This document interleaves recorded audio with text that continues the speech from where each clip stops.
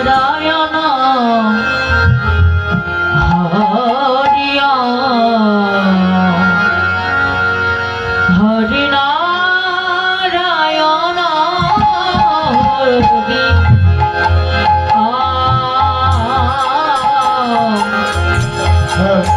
নারায়ণ হরিয়া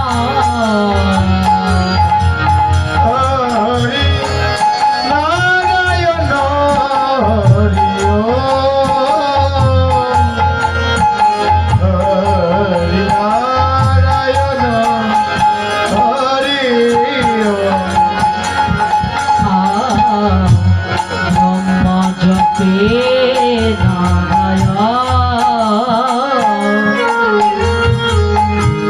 শিব জপে নারায়ণ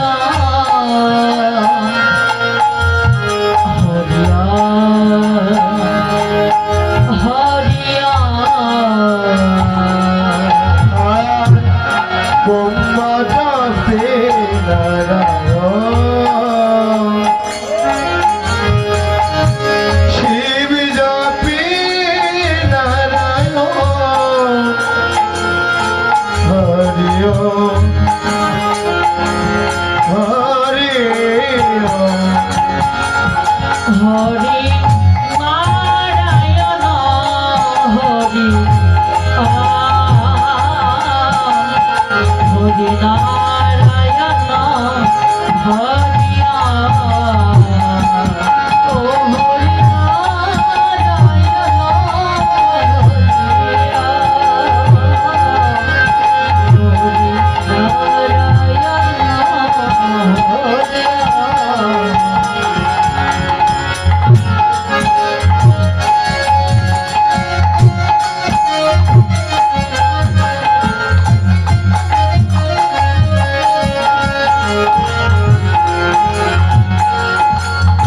অখণ্ড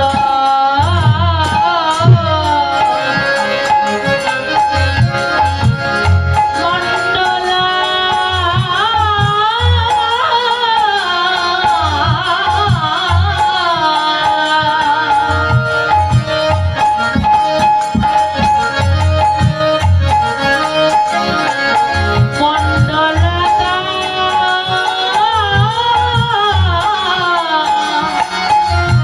মণ্ডলা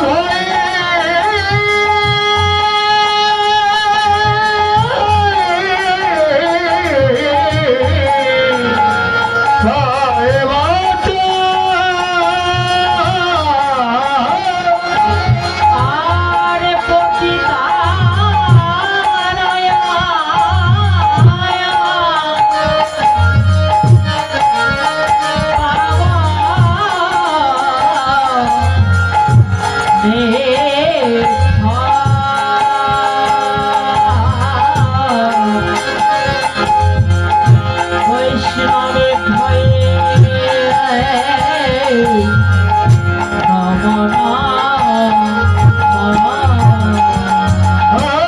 নারায়ণ হরি হরি নারায়ণ হরি হরি নারায়ণ হরি হরি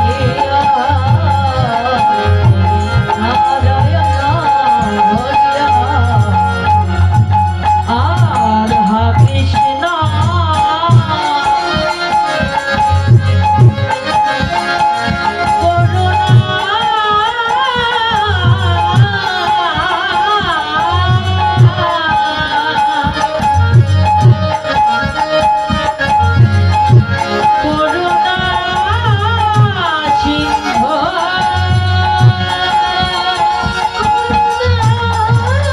হরি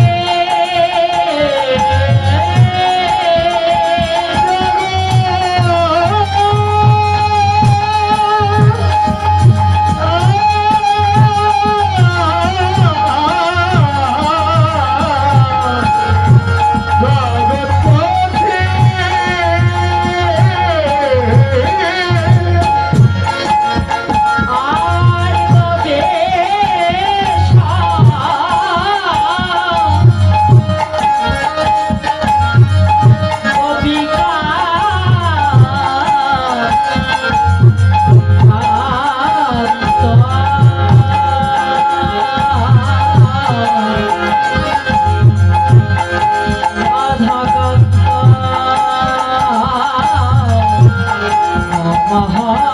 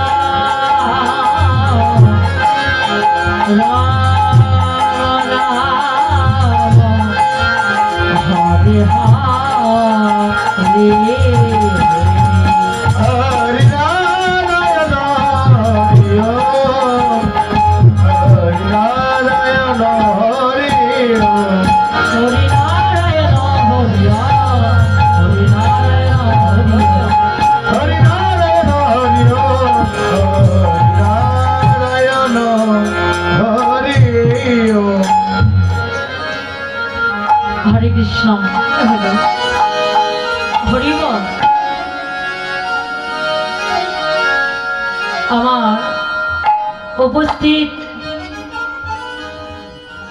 আমার শ্রদ্ধেয়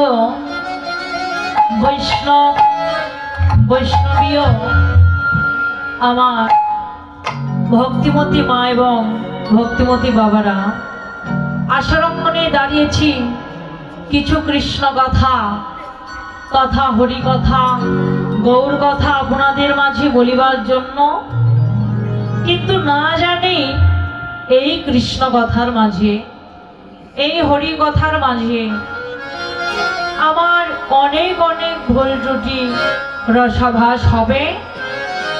তবে আমাকে নিজ গুণে নিজেরই সন্তানে নিজেরই মন ভগ্নি মনে করে আমাকে ক্ষমা দৃষ্টিতে দেখবে। জয় জয় নিতাই গৌর সীতানাথ পৃথিবীবনন্দে হরি হরি হরি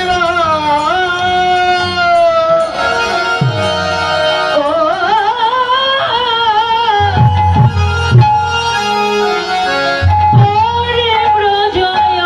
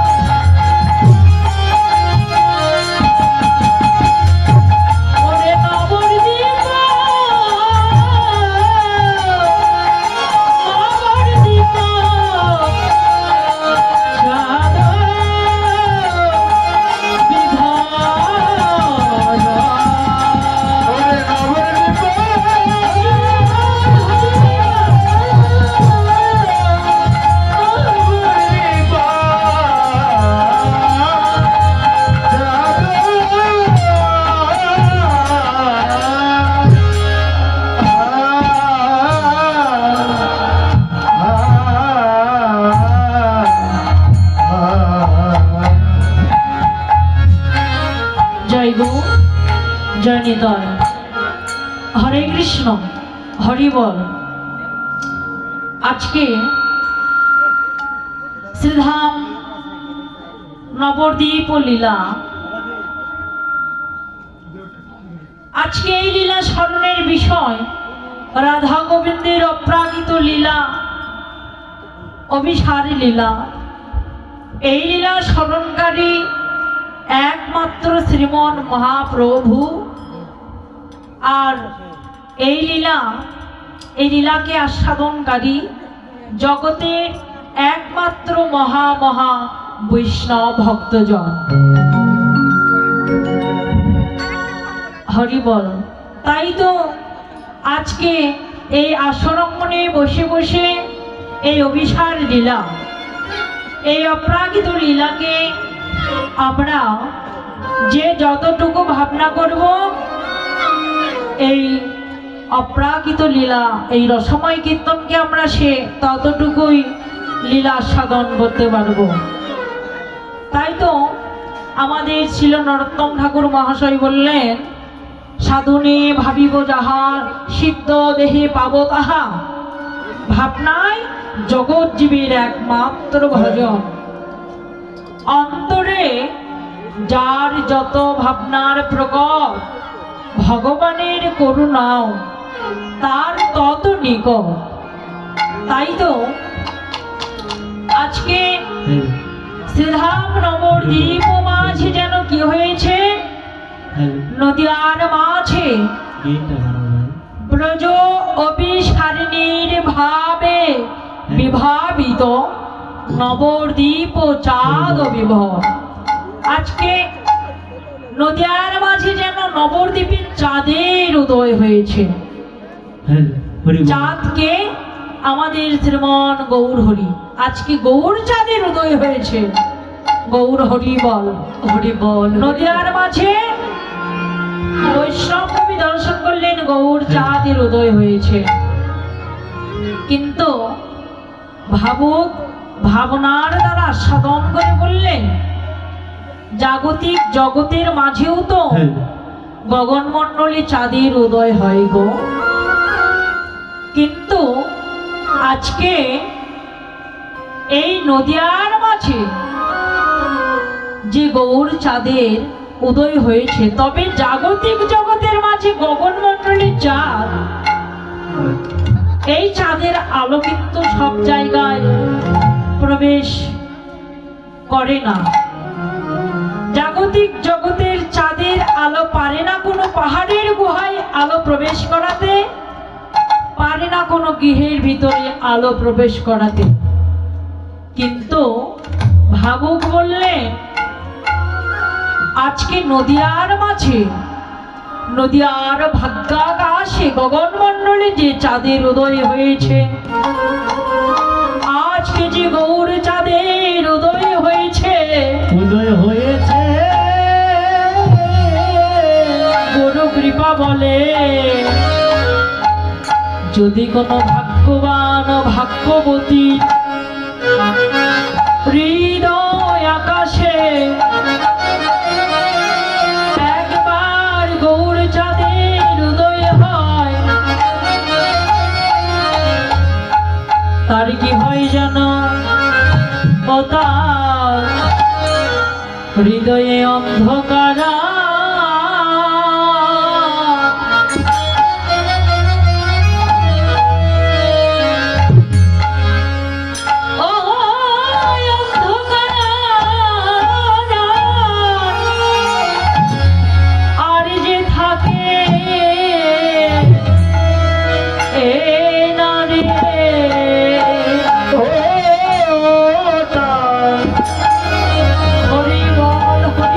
হৃদয়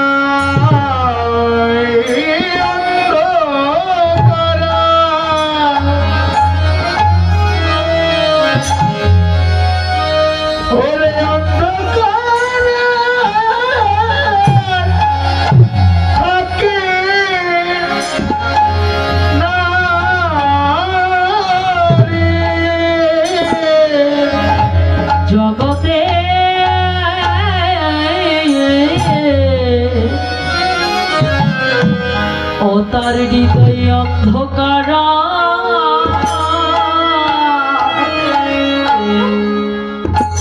আর যে থাকে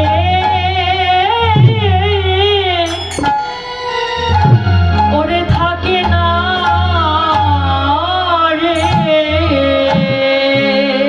জগতে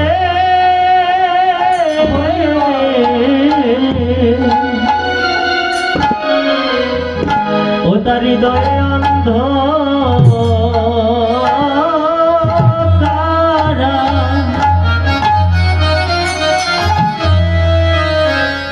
অন্ধকার থাকে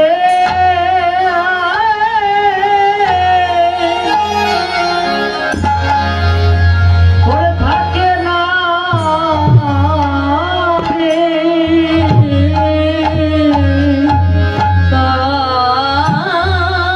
কানে যে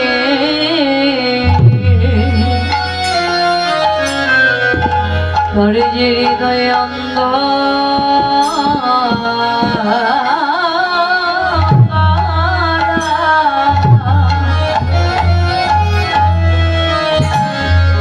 অন্ধকার আর তাকে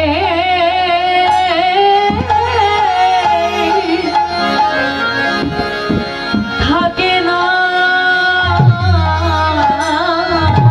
রে একবারে গৌর ছাদে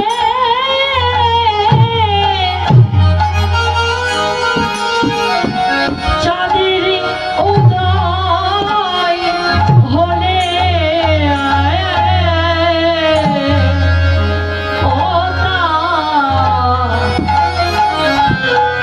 ও তার হৃদয়ে অন্ধকার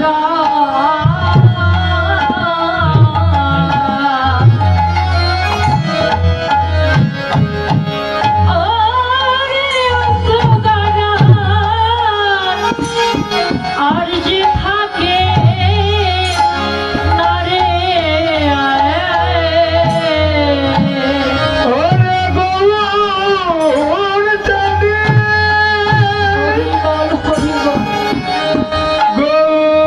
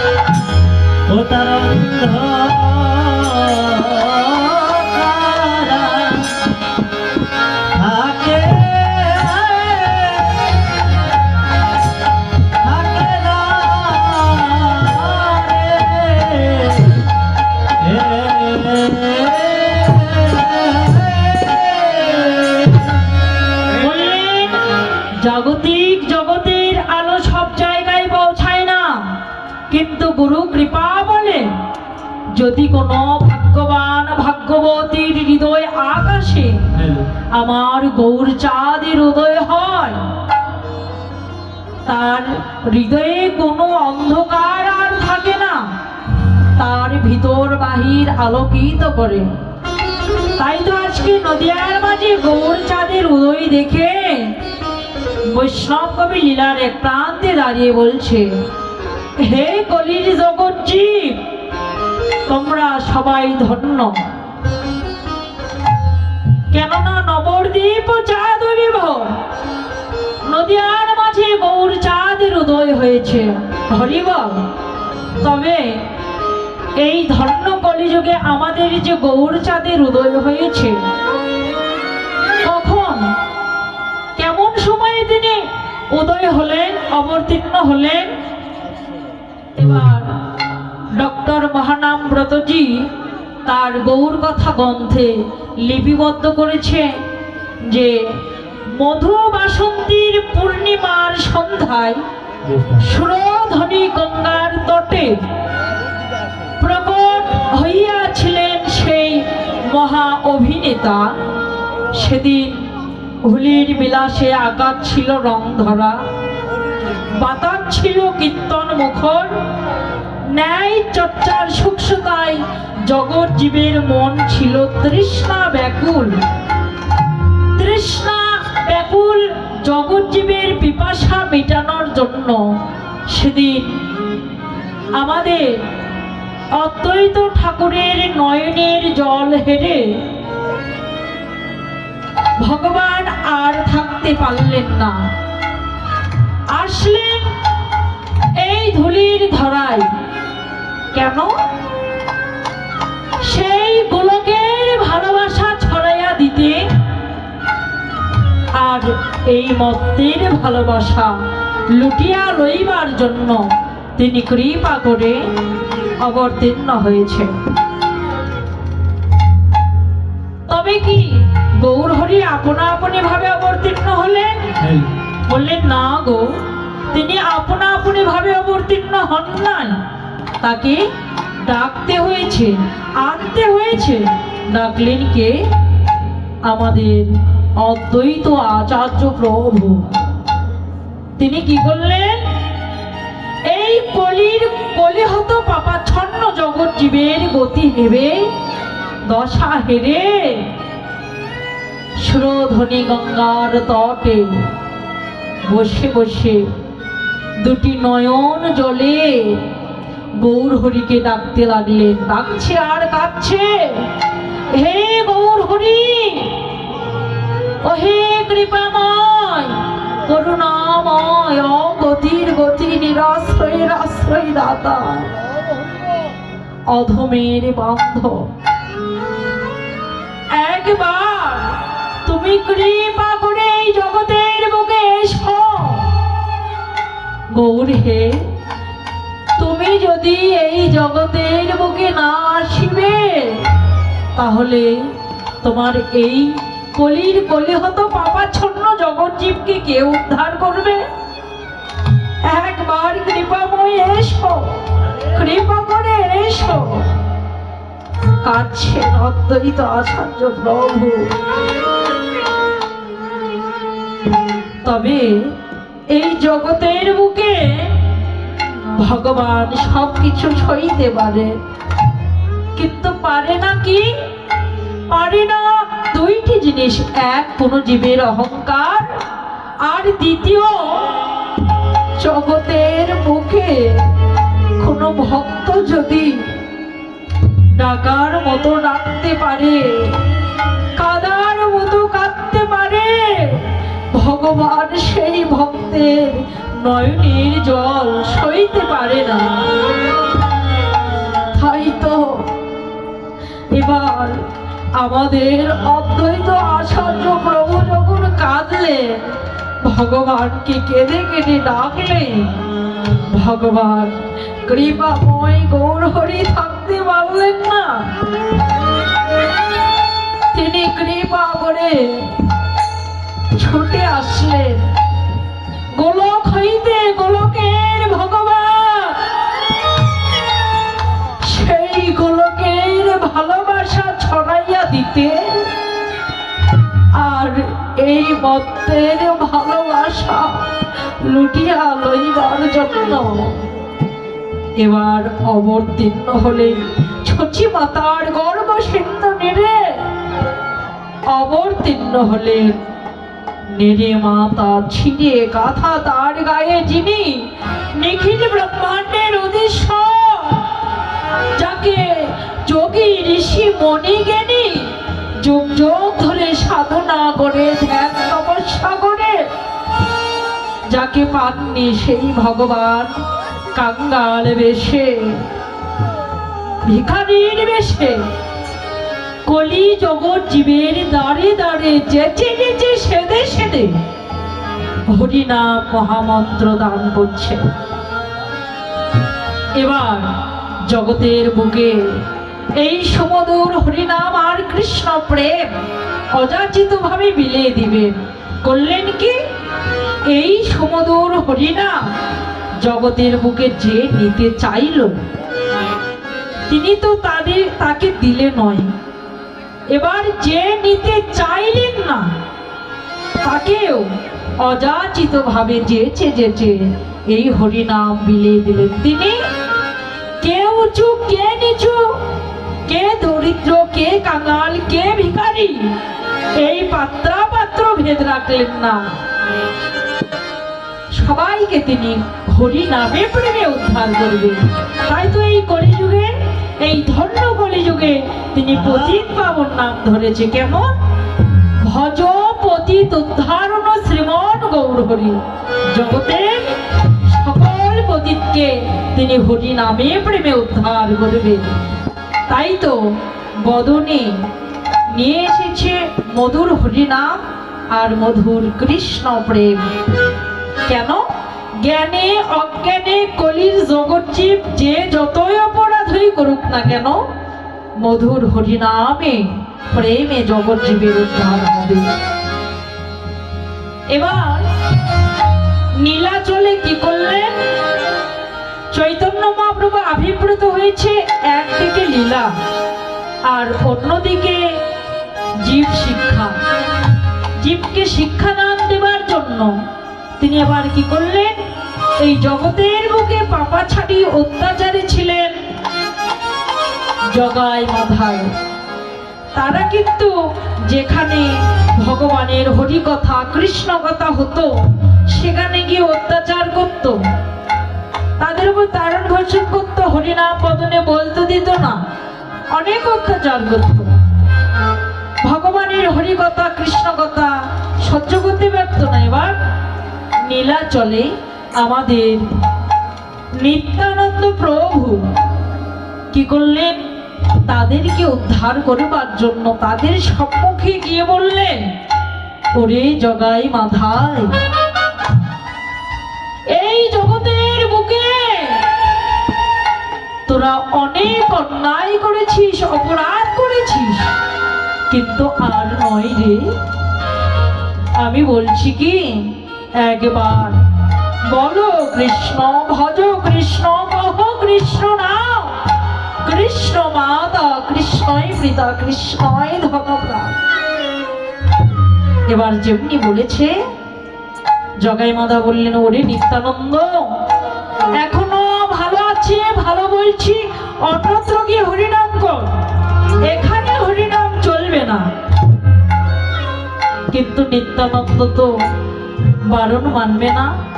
বললেন, দেখ রে, জগতে তোরা অনেক অন্যায় করেছিস, আর একবার হরি বলো ভাই। এবার মাথায় সম্মুখে ছিল ভাঙ্গা কলসির কানা, ওই কলসির কানা এবার নিত্যানন্দের কপালে ছুঁড়ে মারলেন। কি হলো? সঙ্গে সঙ্গে কপাল কেটে রুধির ঝরতে লাগলো। তবু নিত্যানন্দ কি করলেন? বললেন, মেরেছিস মেরেছিস, বেশ করেছিস, তাতে ক্ষতি নাই, তবু তোদের শ্রীবদনে একবার হরি বল বল ভাই। ওরে ছেড়ে দেখ, তোরা দুটি ভাই জগাই মাধায়, আর আমরা অধম দুটি ভাই গৌর নিতাই, তাইতে প্রেমানন্দে দুটি বাহু তুলে হরি বল, হরি বল, হরি বল বলো ভাই।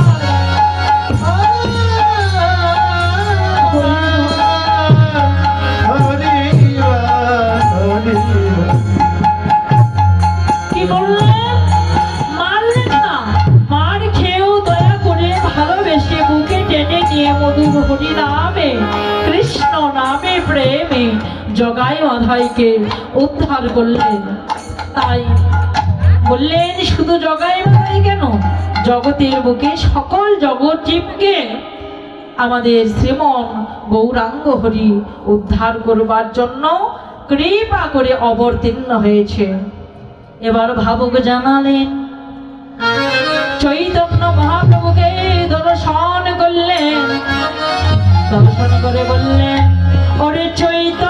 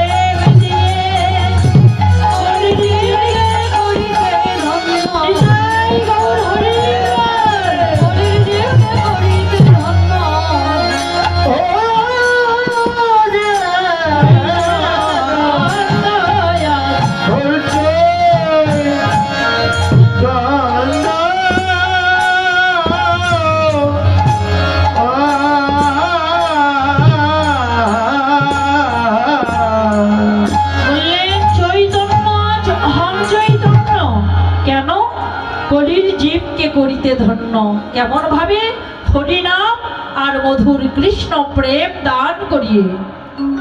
তবে ভাবক জানালেন, আজকে চৈতন্য মহাপ্রভুকে দর্শন করে মনে হয় কি জানো, জগতে সে কাউকে বাকি রাখবে না রে।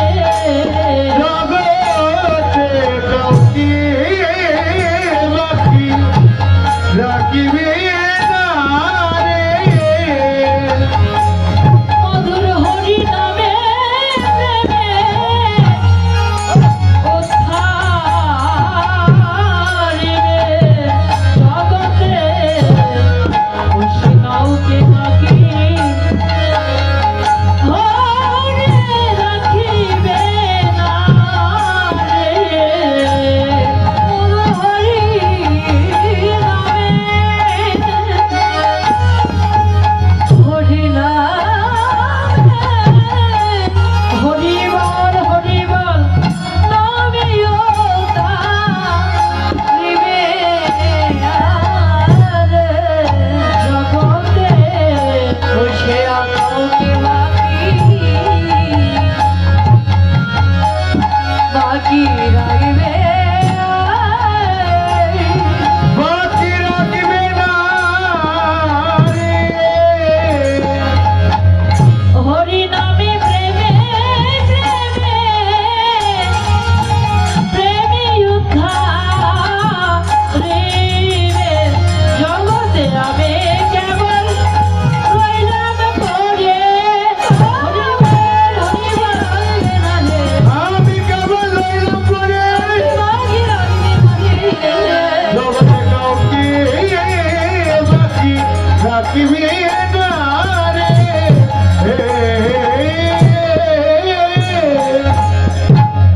বললেন এই জগতের বুকে তিনি কাউকে বাকি রাখবেন না। চৈতন্য মহাপ্রভুকে দর্শন করে মনে হয় জগতে তিনি কাউকে বাদ রাখবেন না।